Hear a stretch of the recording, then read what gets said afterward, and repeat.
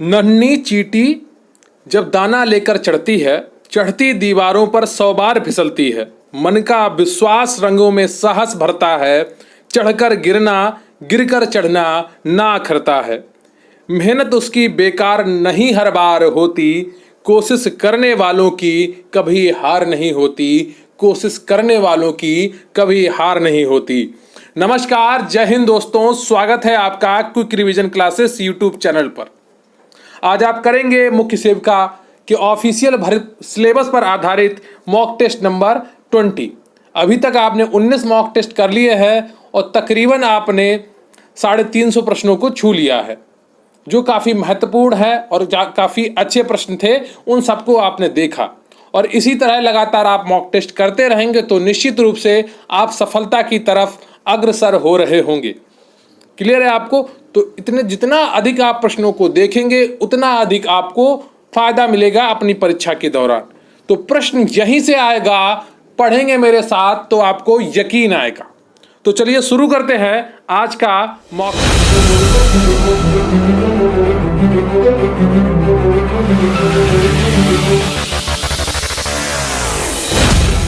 तो आप देख रहे हैं quick revision classes YouTube channel और मैं आपको एक अच्छी किताब के बारे में बताना चाहता हूं जो मुख्य सेविका की स्पेशल बुक है और बहुत ही अच्छी किताब है। ये चक्षु प्रकाशन की बुक है जो मुख्य सेविका के ऑफिशियल सिलेबस पर आधारित किताब है। इसमें टू द पॉइंट सिलेबस दिया गया है, आपका एमसीक्यू के प्रश्नों के साथ ये किताब बनाई गई है। और इसमें सबसे अच्छी बात यह है कि टॉपिक की जो इंग्लिश रूपांतरण भी दिया गया है, जिससे क्या है कि इंग्लिश मीडियम वालों को टॉपिक का इंग्लिश मीनिंग भी समझ में आए कि आखिर वो पढ़ क्या रहे हैं। तो बहुत ही आसान भाषा में ये किताब लिखी गई है। अगर आप किताब खरीदने की तलाश में हैं तो इस किताब को खरीद कर अपनी तैयारी को मजबूत कर सकते हैं। इसका खरीदने का लिंक आपको डिस्क्रिप्शन बॉक्स में मिल जाएगा या आप इसे नज़दीकी बुक स्टॉल से भी खरीद सकते हैं। एक अच्छी किताब है, 2000 एमसीक्यू प्रश्न के साथ ये किताब आती है, तो आपके पढ़ने के लिए काफ़ी अच्छा विकल्प हो सकती है। तो अगर आप किताब की तलाश में हैं तो इसे ज़रूर खरीदें, आपका निश्चित रूप से फ़ायदा होगा। तो इससे पहले कि मैं आपका मॉक टेस्ट शुरू करूं, मेरा आपसे निवेदन है कि प्लीज़ वीडियो को लाइक कर लीजिए और चैनल पर नए हैं तो चैनल को सब्सक्राइब कर लीजिए। आपके कमेंट बहुत ही महत्वपूर्ण होते हैं हमारे लिए, तो प्लीज़ कमेंट करके ज़रूर बताइएगा कि आपको आज का वीडियो कैसा लगा। तो मॉक टेस्ट 20 में आज का आपका प्रश्न है कि राष्ट्रीय महिला आयोग का गठन कब हुआ था। आपको कमेंट करके लिखना है कि राष्ट्रीय महिला आयोग का गठन कब हुआ था। अगर आपको नहीं आता है तो गूगल पर सर्च करके लिखिए, लेकिन लिखिए ज़रूर, ताकि आपके दिमाग में ये चीज़ बैठ जाए। आपको निरंतर अपनी तैयारी को मजबूत करना है, तो जो कार्य आपको मिले करने को परीक्षा के लिए महत्वपूर्ण है तो उसे आपको करना चाहिए। क्लियर है आपको? तो राष्ट्रीय महिला आयोग का गठन कब हुआ था, इसका उत्तर आपको कमेंट बॉक्स में लिखना है। तो आज का 26 प्रश्न है कि दहेज प्रथा के क्या प्रभाव हो सकते हैं, बताइए। दहेज प्रथा के क्या प्रभाव हो सकते हैं? ऑप्शन ए लैंगिक भेदभाव, बी है लड़कियों का अविवाहित रह जाना, सी है महिलाओं के विरुद्ध अपराध और डी है उपर्युक्त सभी। तो बताइए दहेज प्रथा के क्या प्रभाव हो सकते हैं। ए बी सी डी में कौन सा ऑप्शन आपका सही होगा, जल्दी से बताइए। दहेज प्रथा के क्या प्रभाव हो सकते हैं। दहेज टॉपिक गरिमा बैच में पढ़ाया जा चुका है और ये बताया गया है। तो बताइए दहेज प्रथा के क्या प्रभाव हो सकते हैं। लैंगिक भेदभाव या लड़कियों का अविवाहित रह जाना या महिलाओं के विरुद्ध अपराध या उपर्युक्त सभी। तो ABCD में कौन सा ऑप्शन हो जाएगा सही। तो लैंगिक भेदभाव तो होता है दहेज के नाम पर, लड़कियों के अविवाहित रह जाना भी होता है कि बहुत सी लड़कियां जिनके माता पिता दहेज का अफोर्ड नहीं कर पाते हैं तो वो अविवाहित रह जाती हैं, और महिलाओं के विरुद्ध अपराध भी होते हैं दहेज के नाम पर, अक्सर आपने अखबारों में पढ़ा होगा। तो डी ऑप्शन आपका बिल्कुल सही हो जाएगा, उपरोक्त सभी। दहेज प्रथा के प्रभाव क्या हैं, तो ए बी सी तीनों सही हैं। तो दहेज प्रथा के निम्न प्रभाव हो सकते हैं। लैंगिक भेदभाव देखने को मिलता है, दहेज प्रथा से अविवाहित लड़कियों की संख्या में वृद्धि देखने को मिल रही है, और दहेज के चलते महिलाओं में घरेलू हिंसा या अपराध में वृद्धि देखने को मिल रही है। क्लियर है? तो ये दहेज प्रथा के कुप्रभाव हैं। अगला प्रश्न है आपका, सामाजिक नियंत्रण की यांत्रिकी के अंतर्गत निम्नलिखित में से किसका उल्लेख टैलकॉट पार्सन्स द्वारा नहीं किया गया है, बताइए।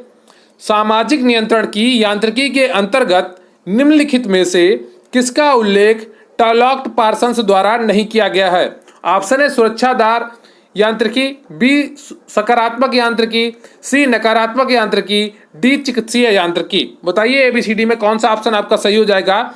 सामाजिक नियंत्रण की यांत्रिकी के अंतर्गत निम्नलिखित में से किसका उल्लेख टर्लॉक पार्सन्स द्वारा नहीं किया गया है? एबीसीडी में कौन सा ऑप्शन आपका सही हो जाएगा 27 में?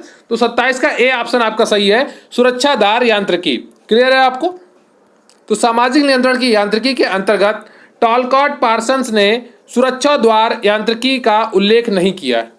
यह है जबकि उन्होंने सकारात्मक यांत्रिकी यानी कि नकारात्मक यांत्रिकी एवं चिकित्सीय यांत्रिकी का उल्लेख किया है। क्लियर है आपको? तो इसका कौन सा ऑप्शन आपका सही हो जाएगा? 27 का ए। ठीक है, तो यहां पर सुरक्षा द्वार होगा। ठीक है, सुरक्षा द्वार। अगला है प्रश्न आपका 28। निम्नलिखित में से किसने दक्षिण एशियाई समाजों के ऊर्ध्वमुखी और अधोमुखी गतिशीलताओं के लिए 6 दिशाएं बताई हैं? बताइए, प्रश्न एक बार फिर से सुनिए। निम्नलिखित में से किसने दक्षिण एशियाई समाजों के ऊर्ध्वमुखी और अधोमुखी गतिशीलताओं के लिए 6 दशाएं बताई हैं? ऑप्शन है टीबी बोटोमोर, बी है के डेविस, सी है आर वेंडिक्स और डी है आपका जी मिर्डल। तो बताइए एबीसीडी में कौन सा ऑप्शन आपका सही है? निम्नलिखित में से किसने दक्षिण एशियाई समाजों के ऊर्ध्वमुखी और अधोमुखी गतिशीलताओं के लिए 6 दशाएं बताई हैं? तो 28 का कौन सा ऑप्शन आपका सही हो जाएगा? डी ऑप्शन आपका सही होगा, जी मिर्डल। क्लियर है आपको? डी ऑप्शन बिल्कुल सही है आपका 28 में। तो गुन्नार मिर्डल ने बहुत ही चर्चित पुस्तक एशियन ड्रामा का लेखन कार्य किया था। उन्होंने दक्षिण एशियाई समाजों के ऊर्ध्वमुखी और अधोमुखी गतिशीलता के लिए 6 दशाओं का उल्लेख किया था। क्लियर है आपको? आपका अगला प्रश्न है कि भारत में बहुआयामी गरीबी सूचकांक कितने संकेतकों पर जारी किया जाता है? बताइए, 6 पर या 12 पर या 10 पर या 8 पर? बताइए इनमें से कौन सा ऑप्शन सही है? भारत में बहुआयामी गरीबी सूचकांक कितने संकेतकों पर जारी किया जाता है? तो 29 का जो ऑप्शन आपका सही है वो बी है, 12 संकेतकों पर। क्लियर है? कौन कौन से हैं मैं अभी आपको बता रहा हूं। तो बी ऑप्शन आपका बिल्कुल सही है। भारत में बहुआयामी गरीबी सूचकांक 12 संकेतकों के आधार पर नीति आयोग द्वारा जारी किया जाता है। यह 3 आयामों स्वास्थ्य, शिक्षा और जीवन स्तर के 12 संकेतकों पोषण, स्कूली शिक्षा, स्कूल में नामांकन, पेयजल, स्वच्छता, आवास, बैंक खाते आदि के आधार पर जारी किया जाता है। क्लियर है? 12 संकेतक हैं और 3 आयाम है। 3 आयाम कौन कौन से हैं? एक तो स्वास्थ्य है, दूसरा है शिक्षा है और तीसरा है जीवन का स्तर। क्लियर है आपको?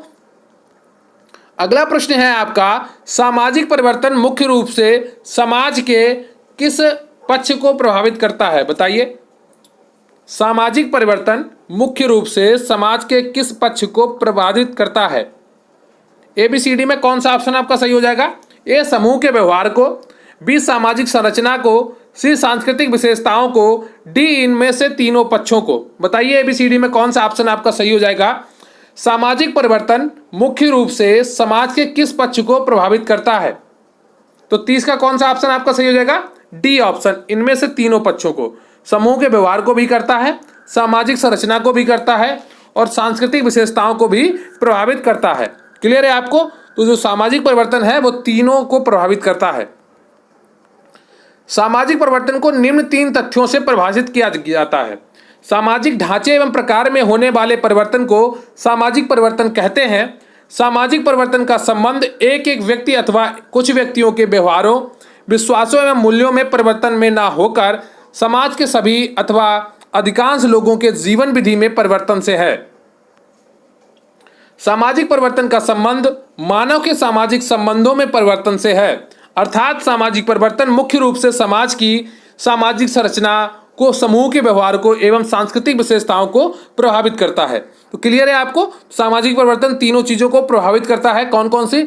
एक तो सामाजिक ढांचे के एवं प्रकार को, ठीक है। दूसरा, सामाजिक परिवर्तन का संबंध एक व्यक्ति अथवा कुछ व्यक्तियों के व्यवहारों, विश्वासों एवं मूल्यों में परिवर्तन में ना होकर समाज के सभी अथवा अधिकांश लोगों की जीवन विधि में परिवर्तन से है।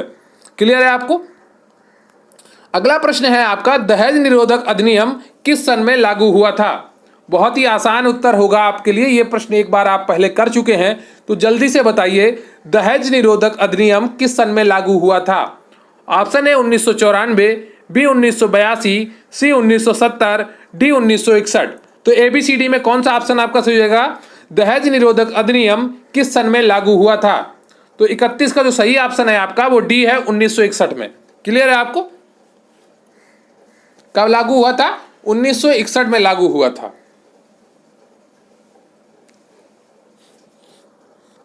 एक एक प्रश्न आपके लिए महत्वपूर्ण है और इसे लगातार पढ़ते रहिए। निरंतरता बनाए रखेंगे तो निश्चित रूप से आपका लाभ होगा। और कुछ लोग तो इतने नकारात्मक हैं, उन्हें बीच बीच में जो मोटिवेशनल बातें बोली जाती हैं वो उन्हें कड़वी लगने लगी हैं। तो सोचिए उनके अंदर कितनी निगेटिविटी भर चुकी है कि उन्हें ये कड़वा लग रहा है कि आप ये अच्छी बात क्यों बोल रहे हैं। अब कितनी नकारात्मकता में घिर चुका है इंसान, ये सोचना भी असंभव सा हो जाए। इतनी निगेटिविटी अंदर अपने भर रखी है कि उनका आत्मविश्वास इतने जीरो स्तर पे पहुंच गया है कि अगर कोई उनके आत्मविश्वास को जगाने की कोशिश करता है तो उन्हें वो कड़वा लगता है। एक जाति प्रबल तब बनती है जब वह अन्यों पर प्रधानता प्राप्त करे संख्या के साथ साथ।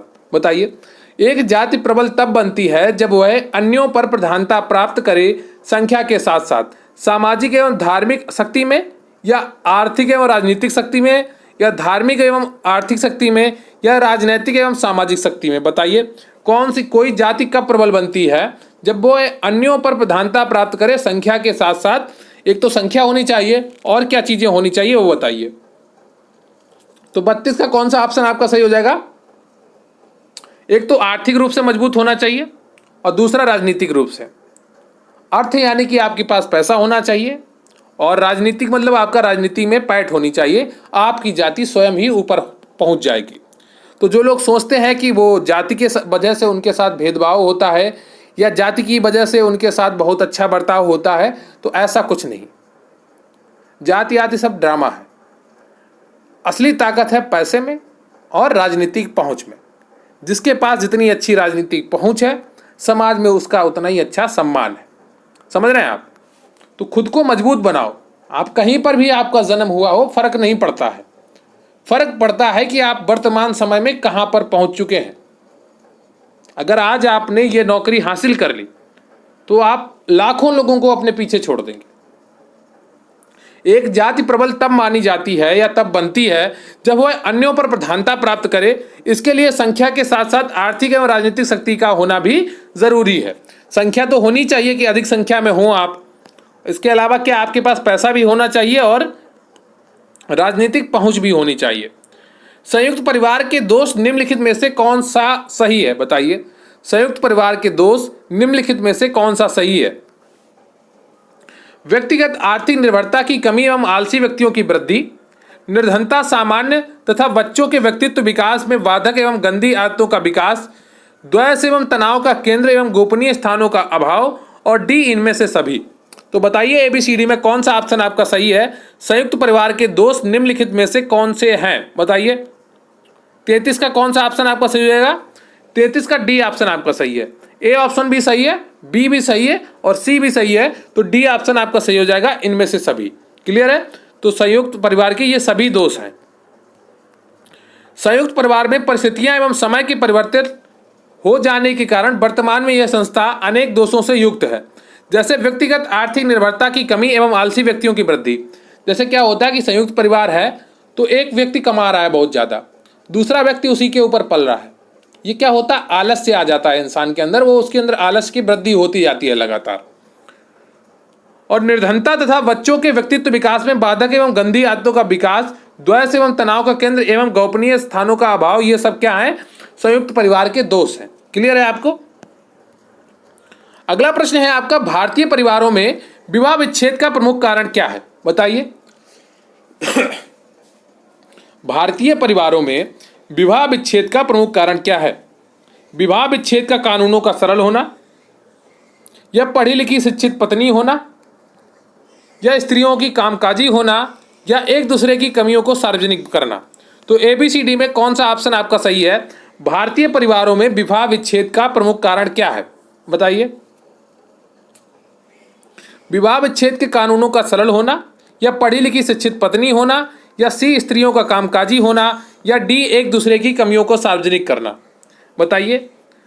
तो भारतीय परिवारों में विवाह विच्छेद का जो प्रमुख कारण है वो डी ऑप्शन है कि एक दूसरे की कमियों का सार्वजनिक करना।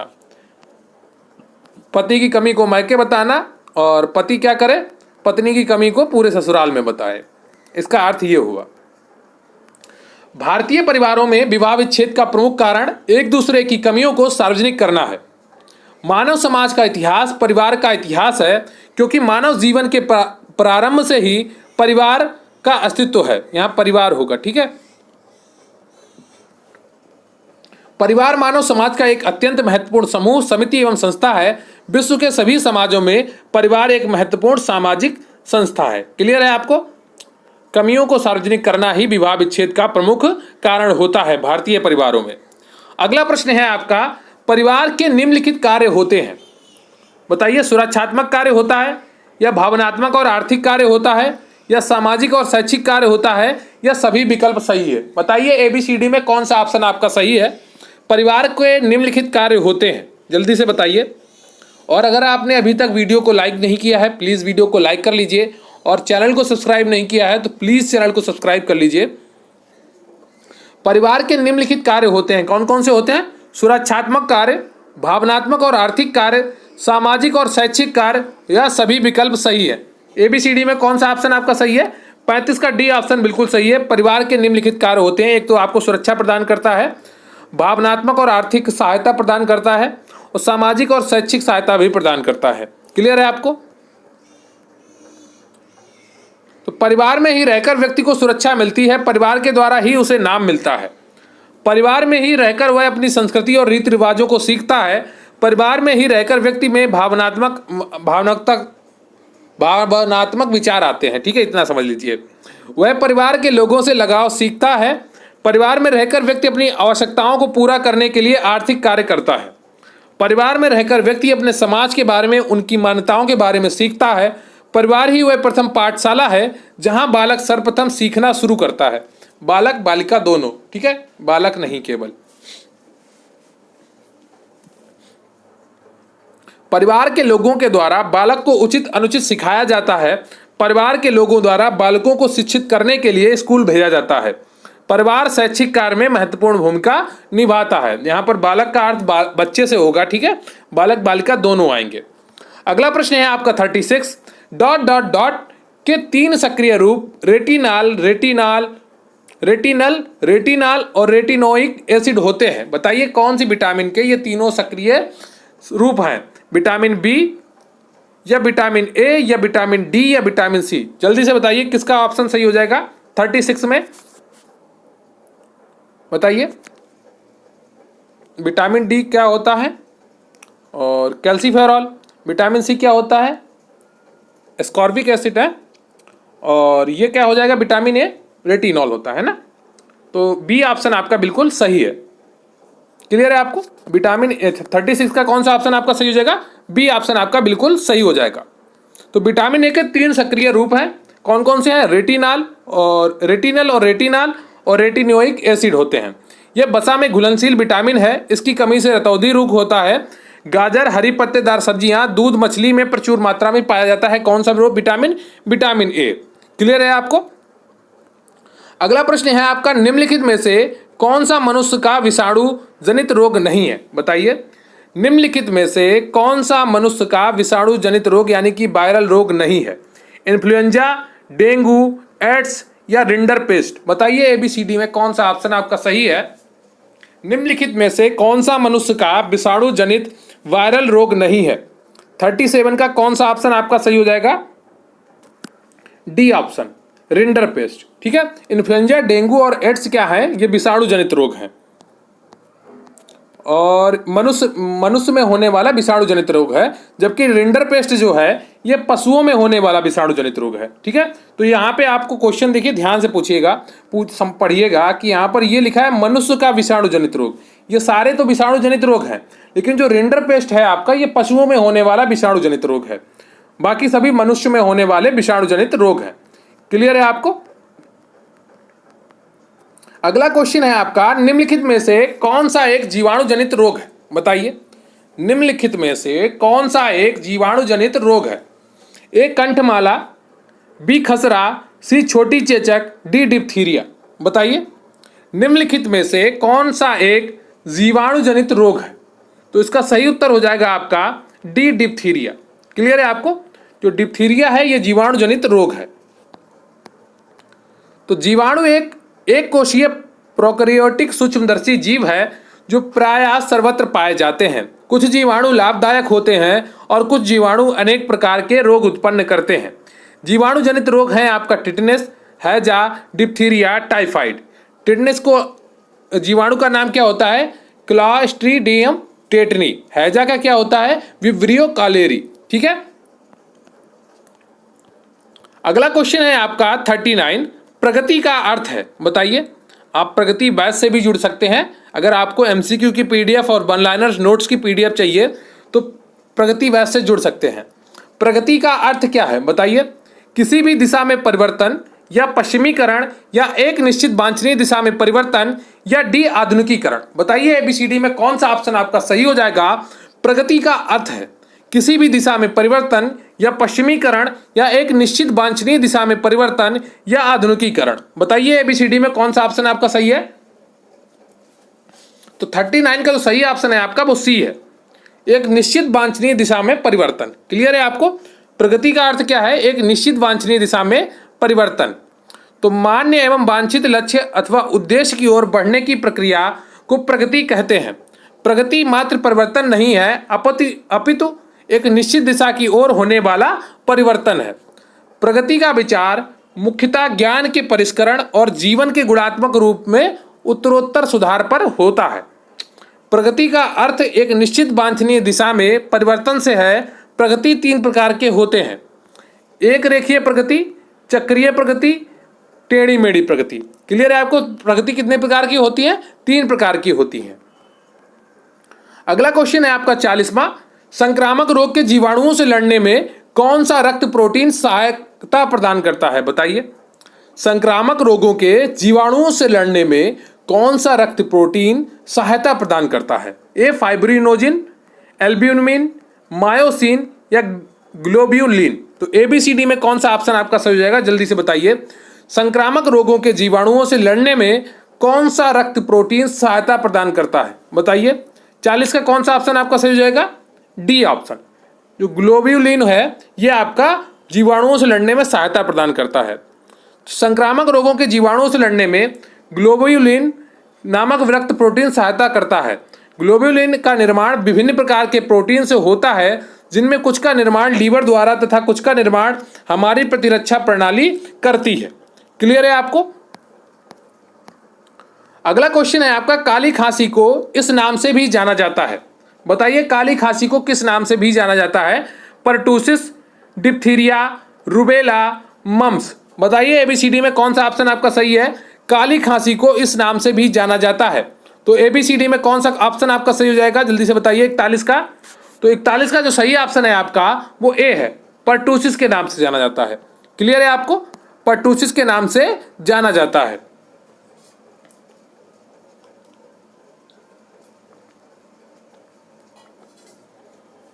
तो काली खांसी को परटूसिस के नाम से भी जाना जाता है। काली खांसी, जिसे कुकुर खांसी भी कहते हैं, का मूल कारण एक विशेष प्रकार का बोर्डेला परटूसिस नामक बैक्टीरिया है, जो खांसने और छींकने से हवा में बूंदों के माध्यम से एक व्यक्ति से दूसरे व्यक्ति में चला जाता है। क्लियर है आपको? काफी गंभीर बीमारी है, कईयों लोगों की जानें ले चुकी है। प्रसव के तीसरे चरण में तेज नाड़ी दर के साथ बहता हुआ खून और बड़ा और दलदली गर्भाशय के संकेत हैं। बताइए, प्रसव के तीसरे चरण में तेज नाड़ी दर के साथ बहता हुआ खून, बड़ा और दलदली गर्भाशय के संकेत हैं। प्रतिधारिता गर्भनाल, प्रसवोत्तर रक्तस्राव, चिपका हुआ नाल, डी गर्भाशय का टूटना। तो एबीसीडी में कौन सा ऑप्शन आपका सही है? जल्दी से बताइए। 42 में कौन सा ऑप्शन आपका सही है? तो 42 का जो ऑप्शन आपका सही है वो डी है, गर्भाशय का टूटना। तो प्रसव के तीसरे चरण में तेज नाड़ी दर के साथ बहता हुआ खून और बड़ा दलदली गर्भाशय के टूटने के संकेत हैं।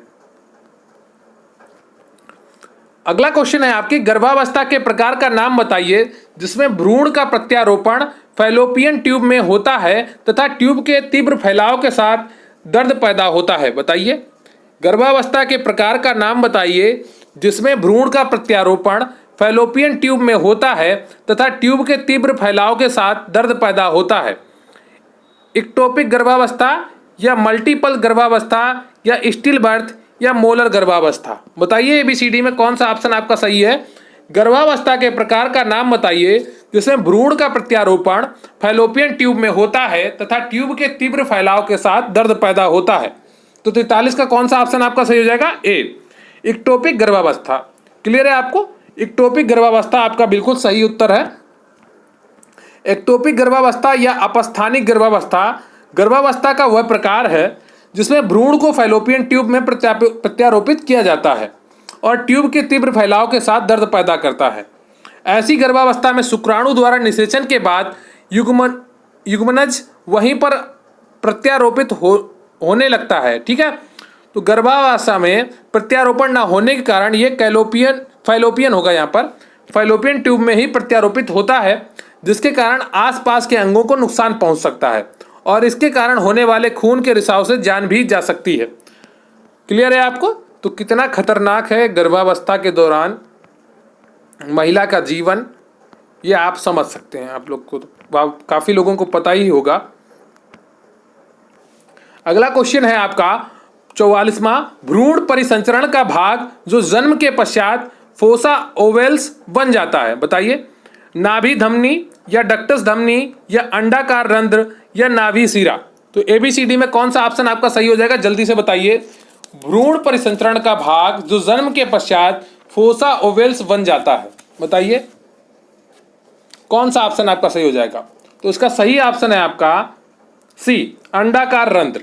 क्लियर है आपको, तो जो अंडाकार रंध्र होता है वो जन्म के पश्चात फोसा ओवेल्स में परिवर्तित हो जाता है। फोसा ओवेल्स हृदय में दाएं एट्रियम में स्थित गड्ढा या खांच है जो दोनों एट्रियम के मध्य में झिल्ली नुमा दीवार के स्तर पर होता है। क्लियर है आपको, तो एक एक चीज समझते रहिए और जो प्रश्न आपको कठिन लगे उसे नोट कर लीजिए और उसे बार बार पढ़िए। क्लियर है आपको, ज़्यादा आपको परेशान होने की आवश्यकता नहीं है। अभी आपके पास बहुत समय है, 2-3 बार आप प्रश्नों को देखेंगे तो निश्चित रूप से आपको एक एक चीज याद हो चुकी होगी। भ्रूण की कौन सी स्थिति जन्म होने के लिए सबसे उपयुक्त है, शीर्ष या ट्रांसवर्स लेटना या फ्रैंक ब्रिज स्थिति या सिर का पिछला भाग। बताइए, भ्रूण की कौन सी स्थिति जन्म होने के लिए सबसे उपयुक्त है। तो 45 का जो सही ऑप्शन है आपका वो कौन सा है, वो डी है, सिर का पिछला भाग। क्लियर है आपको, तो भ्रूण प्रसव गर्भकाल का समापन है जिसमें एक महिला के गर्भाशय से एक अथवा अधिक नवजात शिशुओं का जन्म होता है। शिशु की सामान्य प्रसूति की प्रक्रिया को प्रसव के 3 चरणों में विभाजित किया गया है। गर्भाशय ग्रीवा का छोटा होना तथा फैलना, शिशु का बाहर निकलना तथा शिशु जन्म, गर्भनाल का बाहर निकलना। भ्रूण के जन्म लेने की सबसे उपयुक्त स्थिति सिर के पिछले भाग से है। क्लियर है आपको, तो भ्रूण के जन्म लेने की सबसे उपयुक्त स्थिति कौन सी है, सिर के पिछले भाग से है।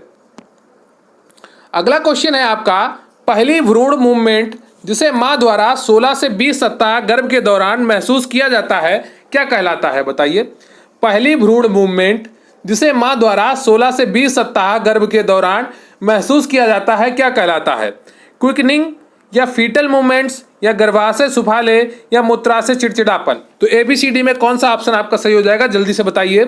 पहली भ्रूण मूवमेंट जिसे मां द्वारा 16 से 20 सप्ताह गर्भ के दौरान महसूस किया जाता है क्या कहलाता है। बताइए, तो 46 का जो सही ऑप्शन है आपका वो कौन सा है, ए है, क्विकनिंग। क्लियर है आपको, तो महिला द्वारा गर्भधारण करने के लगभग 16 से 25 हफ्ते के भीतर मां को बच्चे की पहली गति का आभास होता है जिसे क्विकनिंग कहा जाता है। बच्चे की गति यह दर्शाती है कि गर्भ में वह सुरक्षित विकास कर रहा है।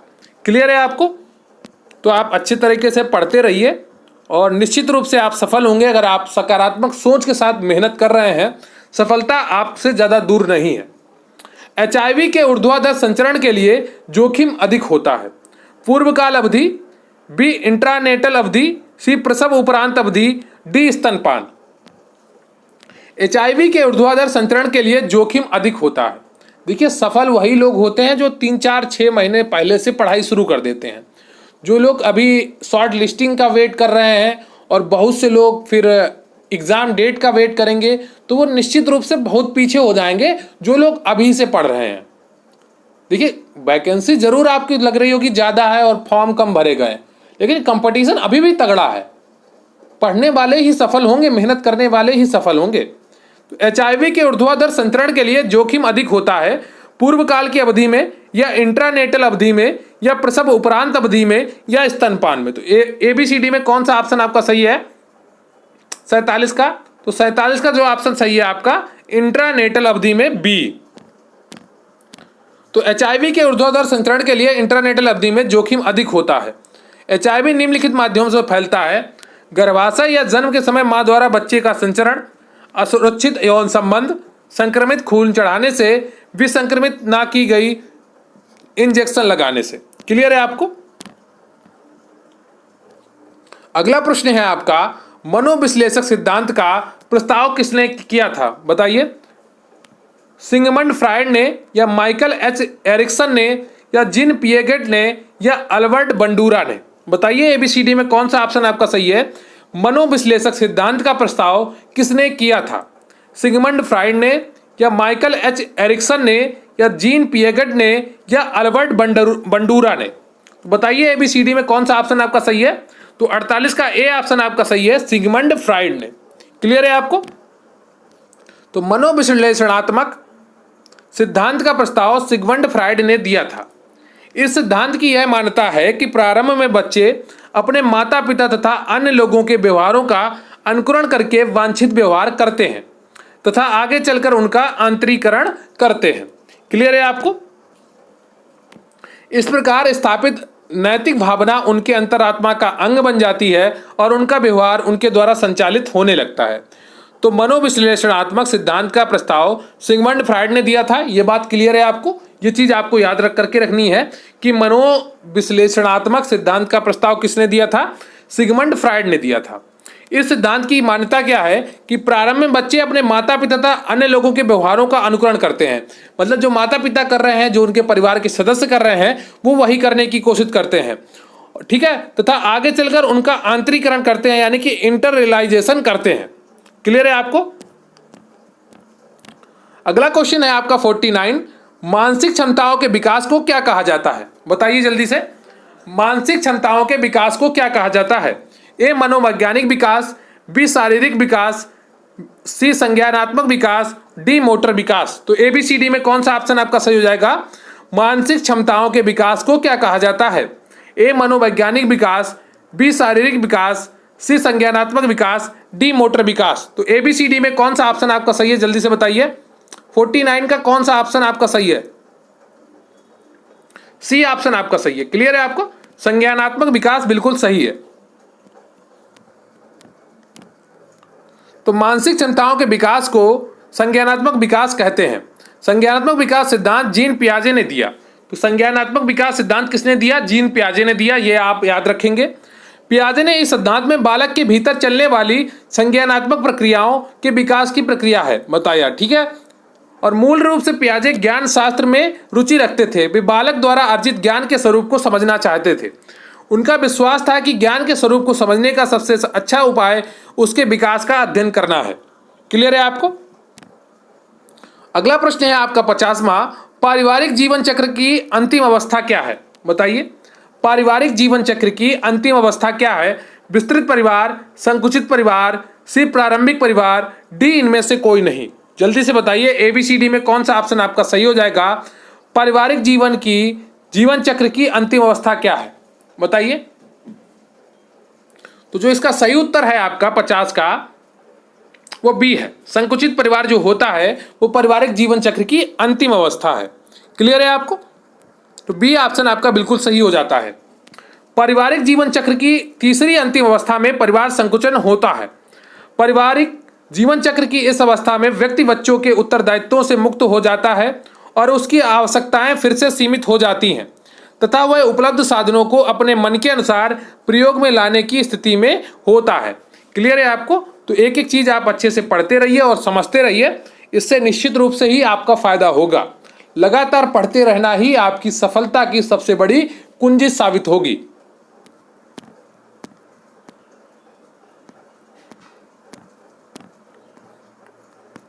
तो अगर आप वाकई में दृढ़ संकल्पित हैं मुख्य सेविका भर्ती में अपना स्थान पक्का करने के लिए, और अगर आपने अभी तक कोई बैच ज्वाइन नहीं किया है तो जरूर जुड़े मुख्य सेविका गरिमा बैच से। मात्र 505 रुपए में निश्चित रूप से आपका बहुत ही फायदा होने वाला है, गारंटी के साथ। इसमें आपको सभी क्लासेस की पीडीएफ दी जाएंगी, नोट्स की पीडीएफ दी जाएंगी, 10 फुल पेपर जैसे मॉक टेस्ट और उनका सोल्यूशन भी आपको कराया जाएगा, जो निश्चित रूप से आपको फायदा देने वाला है। टेलीग्राम पर आप QRC हेल्प सर्च करके भी जुड़ सकते हैं, या इसका लिंक आपको डिस्क्रिप्शन बॉक्स में मिल जाएगा।